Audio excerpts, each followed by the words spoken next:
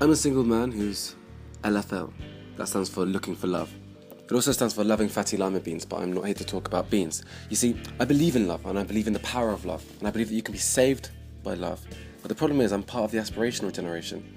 I'm part of the generation that are taught to fall in love with what we want and always want more, and that warps our relationship with everything, from trainers to laptops to phones.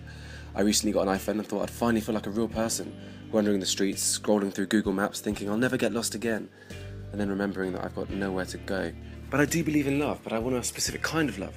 I want a woman who'll tear my heart out, a woman who'll treat it like a chew toy, leaving it slightly sharp, covered in drool, so that when I take it to future partners, they'll give it a cursory throw before sternly telling me no and locking me in the garden to poop and bark. I mean, in this analogy, I am a dog. As a human, I go to the bathroom to poop and bark. The thing is, I found this girl, Jenny, and she tore my heart out, and I loved her for it.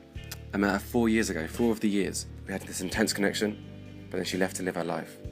Then I saw her again for the first time. It was 4 months ago, 4 of the months. But when I saw Jenny, she wasn't alone. She was there with this Adonis of a man. He was called Nick.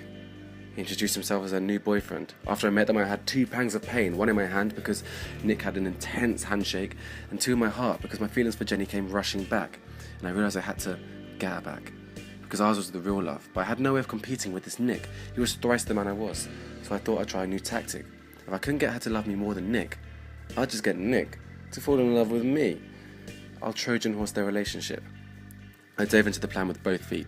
I found at the club where super cool Chris DJ'd, covered my body in UV paint and danced until I was covered in sweat and I looked like I'd been tie-dyed. I went to the gym where he pumped iron, hoping that I'd work out until he was lovesick, but I'd stop until I was physically sick. Nothing worked. One evening, me and Jenny were having drinks alone. She was telling me how Nick was acting distant and strange. Then she said something that shook my world.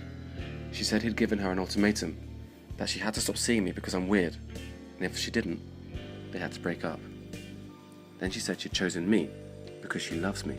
Now this shook me to my core, and I had to take a moment to let what she said sink in. And I leaned in close and said, Jenny, what do you mean Nick thinks I'm weird? It taken me 4 of the years to finally realise I really wanted, and that's something was super cool DJ Nick. I told Jenny that she had to get going because I had a plan to sort out. I knew that Nick was the one for me. I knew that once I got him, everything would be alright. I knew that once I'd get him, I'd be fine. And I will get him because I have his address. And now I can finally put Google Maps to use.